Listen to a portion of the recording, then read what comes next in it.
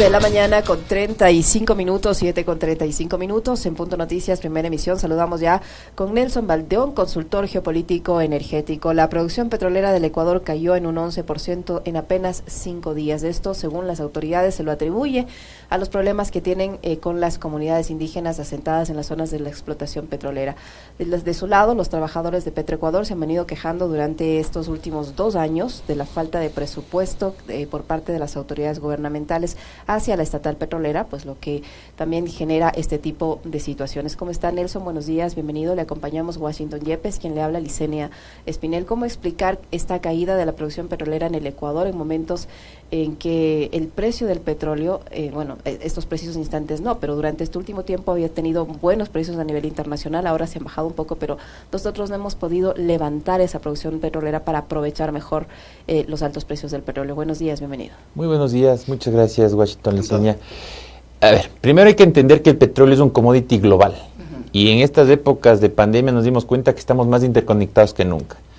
Ante esto, los petroleros conocemos que el ciclo del petróleo es alto y bajo y a veces hasta menos, ahí los contangos.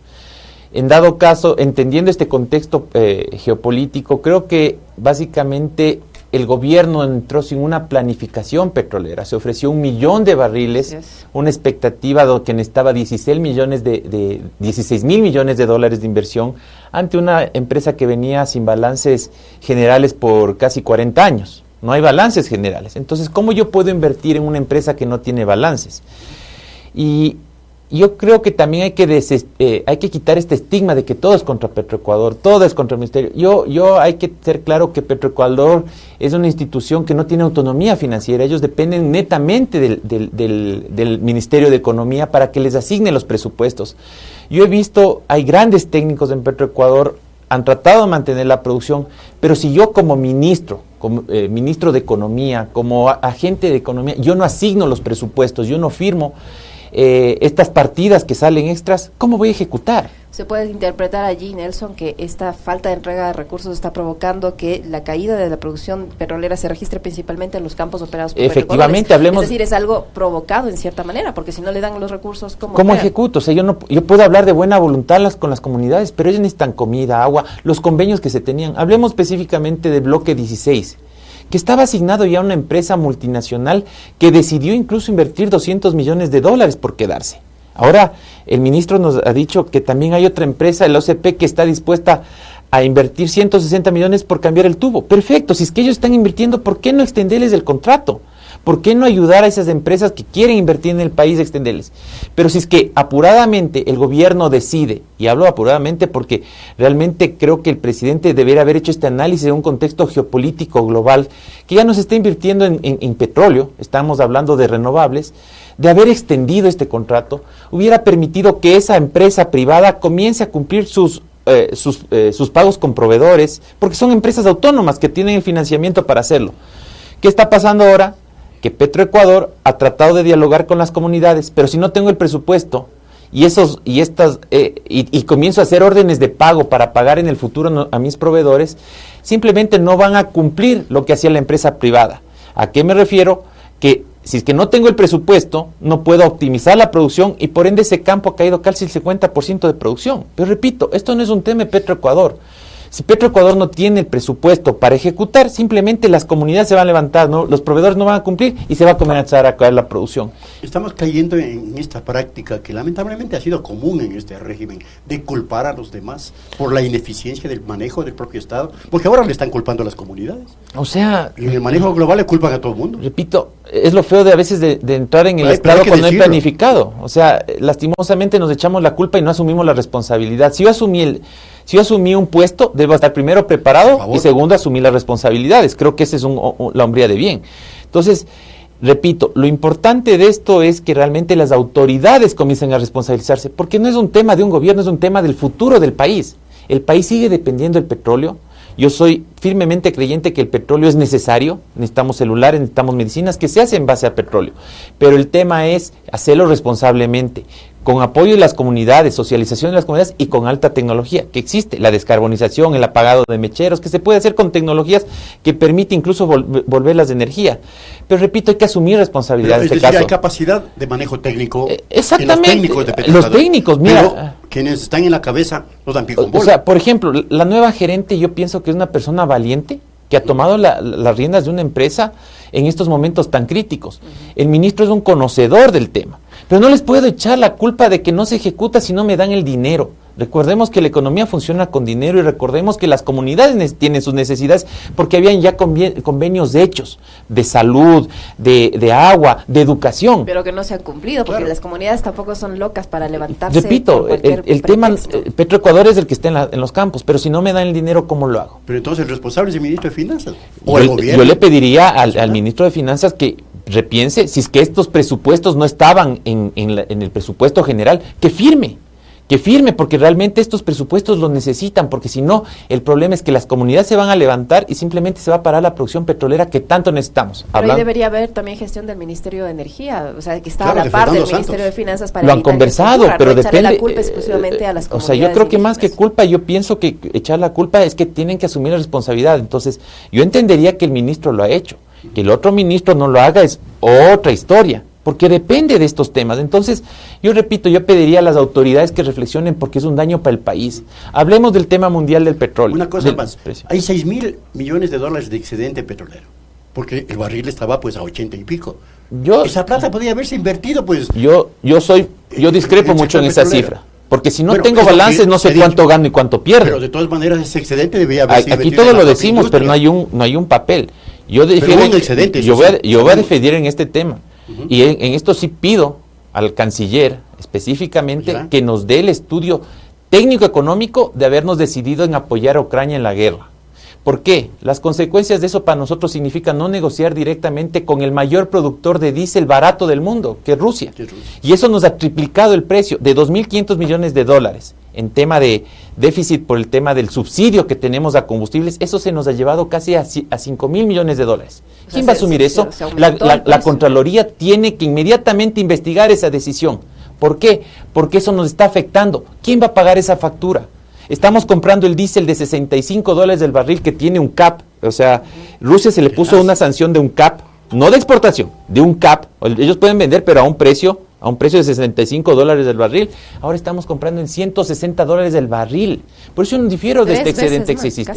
Casi tres veces más. Necesitamos una explicación técnica económica de por qué se tomó esa decisión. Porque se ha dejado de comprar rosas, camarones, muchos productos. Y yo desde ese punto de vista le pido al señor canciller que por favor nos explique cuál fue esa decisión técnica, porque nos está afectando. ¿Habrá otra reforma fiscal para tener que pagar eso? Que ahora nos ha afectado la última reforma. Pero usted fiscal. Podría estar señalando que se privilegió lo político antes que una respuesta técnica en el tema. Yo lo único que pido es explicación, más allá de si es que es correcto y me dice, vea señor, por haber tomado esa decisión hemos exportado más a China o hemos exportado más a Estados Unidos, perfecto. Y compensó todo este tema de los subsidios. Pero si no, tendríamos que haber una responsabilidad política y también económica, y la Contraloría tiene que auditar, porque eso a los ecuatorianos de nuestro bolsillo está saliendo, y eso es un tema preocupante. ¿Por qué?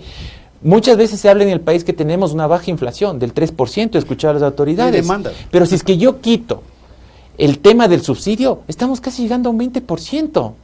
Yo pienso que el tema de los subsidios es la inflación escondida. Por eso Colombia, Perú tienen transparentes las cifras porque no tienen estos subsidios que les hacen esconder este gasto que luego se tiene que trasladar en reformas fiscales. Ahora, Nelson, al estar subsidiado también el diésel, por ejemplo, y usted dice que se está vendiendo a un precio 3 veces mayor por esta situación geopolítica también y por las decisiones políticas del gobierno a través del canciller en el tema de Ucrania, ese precio elevado, ¿se compensa con el subsidio? No, porque nosotros enviamos el raw material, el precio crudo, a nosotros mandan el refinado, no se compensa. Por eso yo digo, yo discrepo mucho de este excedente petrolero. No tenemos balance, pero segundo, lo más importante, los derivados son mucho más caros que el producto crudo. Claro. Eso hay que estar claro, o sea, siempre el producto terminado es mucho más caro que el crudo. Por eso yo he sido un fiel creyente de que el proceso de producción tendría que ser aquí hacia la petroquímica. donde tú demos valor agregado al producto, que vienen los plásticos, vienen los químicos, que tienen un mayor margen. A nosotros venden el derivado. Es decir, construir una gran refinería. Claro, en el medio, no voy a nombrar un medio de Guayaquil, se acaba de decir que casi hemos duplicado la cifra de importaciones en el país de derivado. Entonces yo no puedo, de producto derivado, hemos importado más de lo que estamos produciendo petroquímicamente aquí. Entonces ahí vienen estos desfases económicos que nos están desbalanceando, no para ahora, porque esto es en un futuro. Ahora, hablando un poco del tema del barril de petróleo, es perfecto. Estamos de acuerdo en que unas veces baja y otras sube, y ahorita estamos en un superciclo. Recordemos que este tema de la geopolítica es una guerra entre Estados Unidos, China y Rusia. Pero no es una guerra de misiles entre los dos, es una guerra totalmente económica, basada en la energía. ¿Qué está pasando ahorita? La OPEP está manteniendo su recorte de 2 millones de barriles diarios de petróleo. ¿Qué significa eso? Que están bajando la demanda para incrementar el precio. Es más, en Estados Unidos el día de ayer ya comenzó a subir la gasolina en periodo electoral. ¿Qué significa eso? Que tenemos una buena oportunidad.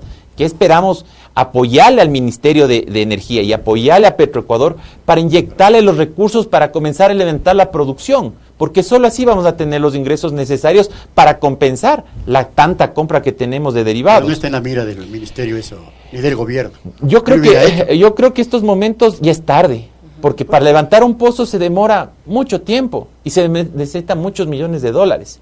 El tema es cómo va a ser la planificación, porque ese recurso se necesita.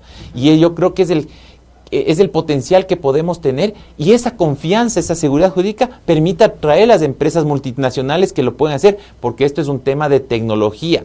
Yo creo que haber bajado de $550,000, de 550,000 barriles a casi 470,000 nos complica mucho. Son 80,000 barriles y por las comunidades bajó a 420,000 barriles. Pero el ministro dice que ahora la nueva meta, reconoce que la meta que se pusieron al principio, se plantearon al principio es imposible de cumplir, y ahora dice que hay una meta más realista. Santos dijo que un objetivo más realista sería lograr 490,000 barriles diarios de petróleo en el 2023. ¿Esas 490,000 barriles diarios de petróleo se pueden cumplir? ¿Esa meta se puede conseguir? O sea, es cumplible y estuvimos. Tomando en cuenta incluso los daños que cierta infraestructura petrolera tuvo a consecuencia del sismo, y otros que se evidencian por la falta de mantenimiento, por la falta de recursos. Es totalmente factible siempre y cuando se tome en cuenta que se necesita dinero para mantener la infraestructura. Repito, este no es un tema de voluntad. Hay excelentes técnicos en Petroecuador, gente muy buena. Yo creo que solo el hecho de que ellos estén certificados como una empresa que esté yendo hacia la descarbonización y sus proyectos ya estén vistos a nivel mundial, habla muy bien de ellos. Por eso digo, hay que desmitificar que todo el tema es Petroecuador. Si yo no asigno los fondos como ente controlador de los fondos, imposible hacer gestión. Repito, aquí en la radio, si es que no se pagan los sueldos, ¿cómo hacemos? Pero el gobierno no privilegia lo público, privilegia lo privado, pero tampoco tiene apertura para capitales extranjeros. Es que, repito, eso ya depende, para mí yo creo que depende del gobierno, cómo vea la óptica del gobierno. Pero, a ver, hay que ser claros que uno cuando entra a función pública, va a tener a la Contraloría. Pero si me metí en esto, tengo que hacerlo. Tengo que firmar los papeles que me permitan a mi país sacarlo adelante. Pero si el ministro no lo ve así, porque esta es una partida extrapresupuestaria y tiene que ser observada por la Contraloría porque se hizo. Pero si no lo hace, está perjudicando el bien del país. Yo creo que este momento todos tenemos que estar más allá de la parte política, entendiendo que no el Ecuador no está viviendo momentos difíciles, el mundo viene en unos momentos muy difíciles. Se está hablando de una recesión muy fuerte en Estados Unidos y en Europa. El tema es bastante complicado y nosotros estamos complicándolo mucho más. Y eso va a tener un estallido social que va a hacernos arrepentir a todos, porque el tema de la pobreza es el peor enemigo de la sociedad de este momento a nivel global. No solo acá, en Estados Unidos. Y todo está basado en el precio de la energía. Si no preponderamos y como gobierno le damos prioridad a este tema, no solo el hecho, porque, repito, ahí el mensaje, hay los técnicos, existe capacidad. El tema es el dinero que se necesita para esto. Yo pienso que el ministerio tiene que tener esta voluntad de entender a estos sectores. El ministro debe estarme escuchando y decir, es que yo lo he hecho. Por favor, si es que lo ha hecho, entonces solucionemos los problemas que están pasando con las comunidades, solucionemos esas necesidades que tienen, porque realmente ellos son los pueblos ancestrales que tienen justamente esta cosmovisión, Y yo digo, repito, estas comunidades estaban tranquilas, porque había esta comprensión. El tema es que si no se les satisface con estos recursos, simplemente ellos tendrán que protestar, y con derecho legítimo, porque realmente ellos necesitan educación, alimentación y salud. No hay detención esta soterrada que se descubre en modelos económicos como este, de desprestigiar lo público para luego privatizarlo y venderlo a precio de gallina enferma. Mira, porque hay mucha gente que sostiene eso, ¿eh? Y parece que todo va hacia allá. Yo pienso que realmente, más allá de lo público y lo privado, no creo que exista en estos momentos ese espíritu, porque el país no tiene confianza. Por ejemplo, ¿quién va a comprar? Porque... si yo tengo un riesgo país de 1.900 puntos, claro, o sea, por más que le baje el precio a gallina, ¿quién lo va a comprar? Porque, digamos, en el sector petrolero, para comprar un Petroecuador necesitará 10.000, 12.000 millones de dólares. ¿Quién le da eso? Entonces, repito, yo no creo que es eso. Yo creo que el tema es que ha habido una falta de gestión de equipo que permita sacar adelante proyectos estratégicos para el país. El mismo hecho de la rotación, yo pediría justamente que la gerencia de Petroecuador déjenle por lo menos más de 3 meses. Ya anunciaron que van a cambiarla, ¿no? Ya el ministro o sea, yo creo que por eso repito, la gerente ha sido muy clara de decir, miren, yo la acepto tentativamente hasta que encuentre un reemplazo. Por eso digo, ha sido valiente en asumir esta responsabilidad. Pero se tiene que hacer porque se tiene que buscar un titular. Ahora, hay gente que sí está dispuesta a hacerse cargo de esta empresa, tomando en cuenta declaraciones del propio ministro de Energía, en el sentido de que no encuentran la gente adecuada porque lo que ganan allí, que no es un sueldo bajo, que es un sueldo bastante considerable, no les alcanza ni, no sé si lo dijo, para los cigarrillos. Sí, así dijo. A ver, comparemos, por ejemplo, a Petroecuador con Ecopetrol. Un gerente de Ecopetrol que... por eso digo, yo creo que lo mejor, no hablemos de privatizar, yo creo que el mejor modelo que nos ha demostrado capacidad de gestión, que genera utilidades y eso genera una derrama económica, es Ecopetrol. Es un modelo público-privado, las utilidades van a la gente. Yo creo que a Petroecuador debemos verlo... ¿A cuál gente? ¿A los trabajadores de la empresa? A trabajadores y a las comunidades, a todos. Ciudadanos, o sea, las últimas utilidades de Ecopetrol que tiene gobierno corporativo ha hecho que eso permita en la pandemia sobrevivir a Colombia, sin los defectos tan graves que hubieran tenido el impacto que nos generó eso. Entonces, ¿qué quiero decir con eso? Los modelos en público-privado, que en el Ecuador existen y se implementaron desde 2006 aproximadamente y han funcionado muy bien, creo que desde ese punto de vista debemos perder el miedo de que la privatización, eso es una cosa. Lo que digo es, por ejemplo, Petroecuador, verlo como un modelo corporativo, transparente, que tenga balances y auditoría internacional y, sobre todo, traer un CEO. Felipe Bayón, que acaba de terminar su función allá, estar hablando de unos $100,000. Capaz yo pienso que esa es la comparación que hace, porque un CEO de una magnitud que yo facturo eso a mí es de estos sueldos, y eso es público, está en páginas internacionales. Lo que quiero decir es que no es el tema del sueldo, es el tema hasta qué punto puede una persona sentarse ahí si es que tiene todo el juzgamiento público y le caen todos. ¿Cómo hago gestión? Yo pienso que para enfrentar ese reto necesito más dinero porque yo sé las consecuencias que tengo y muchas veces hasta irte a la cárcel. Entonces yo creo que desde ese punto de vista, por más que pongamos un gerente de 100,000 o de $2,000, lleguemos al contexto de que el mismo hecho de que la empresa no tenga gobernabilidad nos ha llevado a este punto que nos está trabando a todos. Por eso, repito, yo pienso que en este momento que se nos viene crisis tan grande, tenemos que encontrar la solución para incrementar la producción. Y eso es estabilidad y seguridad jurídica. Sobre todo cumplir a las empresas. Hay empresas que entiendo que quieren invertir, pero como yo no sé cuánto tiempo voy a durar de ministro o de gerente, ¿cómo le recibo? Bueno, el propio gobierno no sabe si va a durar o no, está en marcha un juicio político. Exactamente. Mire, yo repito, el riesgo país refleja esta inestabilidad. Por eso muchas veces cuando hablo con inversionistas de Nueva York o Houston, ellos me dicen, lindo el discurso, pero tu riesgo país es alto. Esto preocupa, porque ellos preguntan a sus delegaciones de empresas internacionales y ven el riesgo país y no se arriesgan.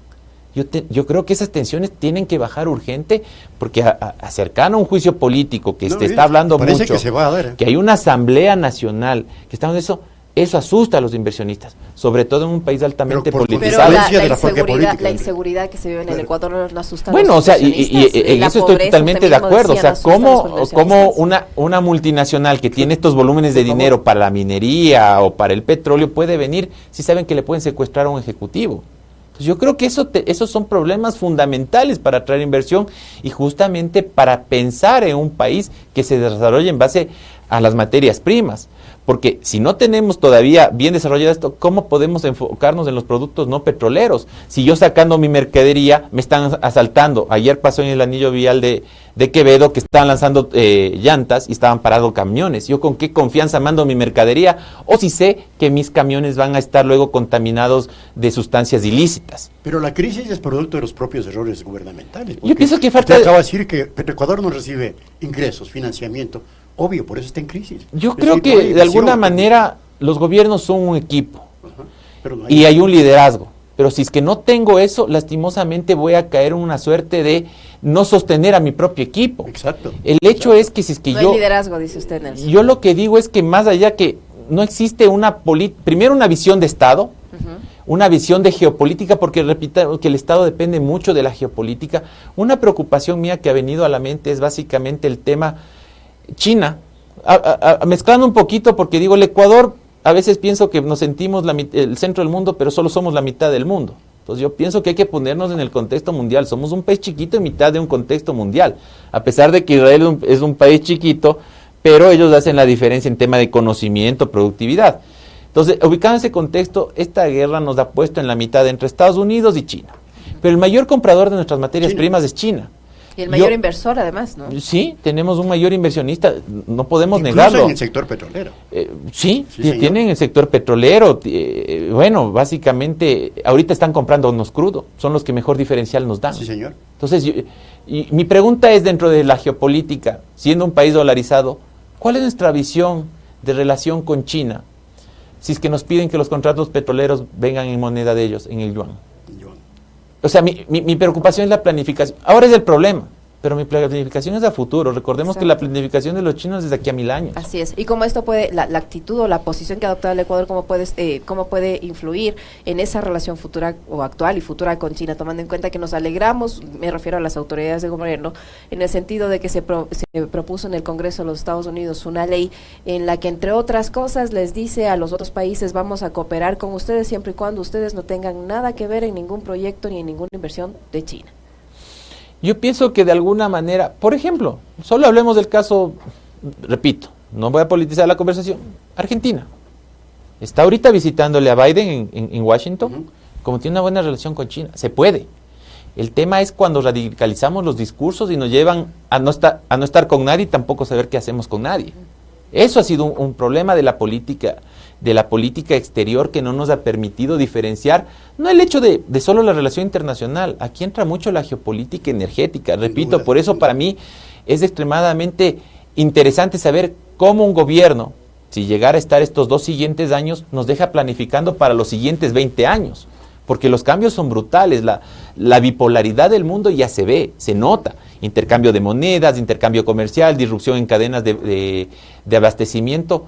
¿Cómo vamos a manejar esta relación con China y Estados Unidos si en este momento no la estamos manejando como deberíamos tenerlo? Porque de eso depende nuestro comercio internacional. Nelson, permítame remarcar, porque el tiempo ya se nos agotó.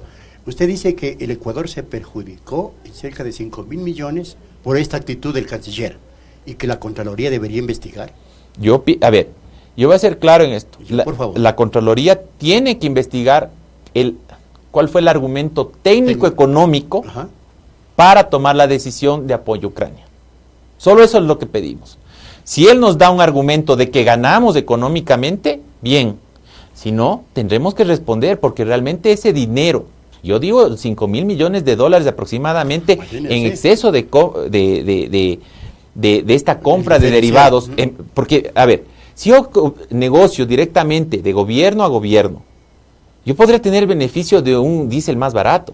Ahorita estamos comprando a través de terceros. Recordemos que la flota de Putin ha sido muy inteligente, ha vendido su petróleo barato a India, a los mismos Emiratos, les sale más conveniente comprar a ellos, y ellos ponen en el Golfo de México, y los traders son los que triplican el precio. Claro. Entonces gana Putin y ganan los traders. ¿Quién pierde? Los importadores.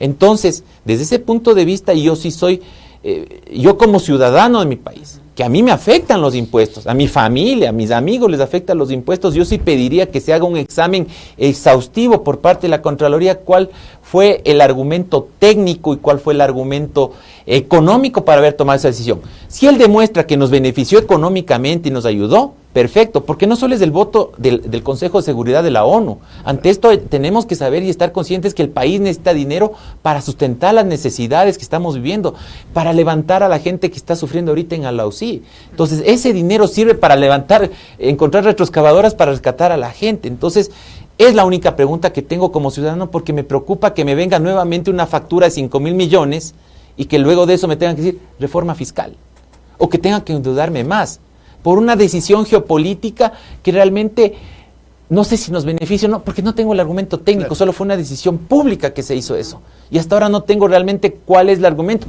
Y ya han pasado 2 años. 2 años. Yo no estoy de acuerdo en la guerra. Yo creo que es el peor enemigo de todos. Yo creo en la neutralidad.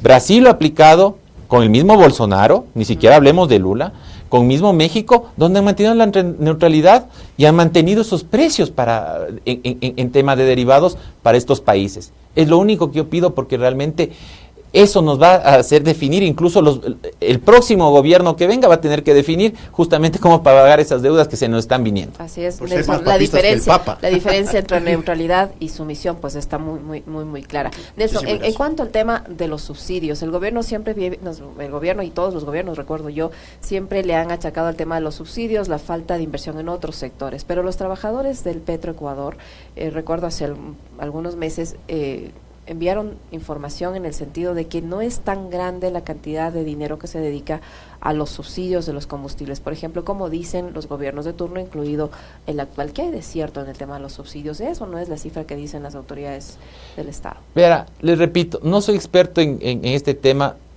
Sé que hay un tema con el tema de los indígenas, pero repito, mientras no transparentemos esta cifra que estoy dándole, no sabemos si está bien manejado el tema. O sea, realmente hay ya solo demostrando este tema hay una pérdida, porque el ecuatoriano casi, el Estado está asumiendo casi $2.50 de ese subsidio, que aparte de eso se fuga por las fronteras, claro. Porque los otros países no tienen subsidio.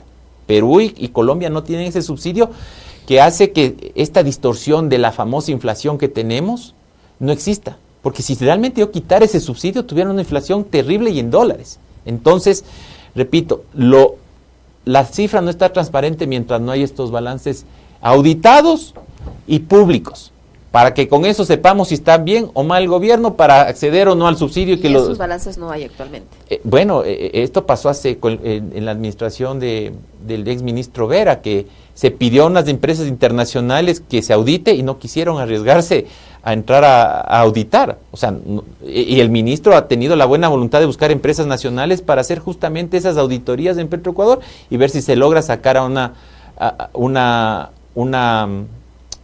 balance general o estos números que se necesita.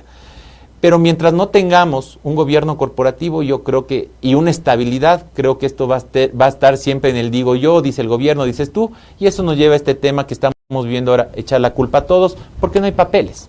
No hay papeles justamente para asumir esta responsabilidad, que creo que más allá del tema político es asumir responsabilidades para realmente ejecutar, porque ese dinero se necesita en estos momentos que estamos viviendo. Así es.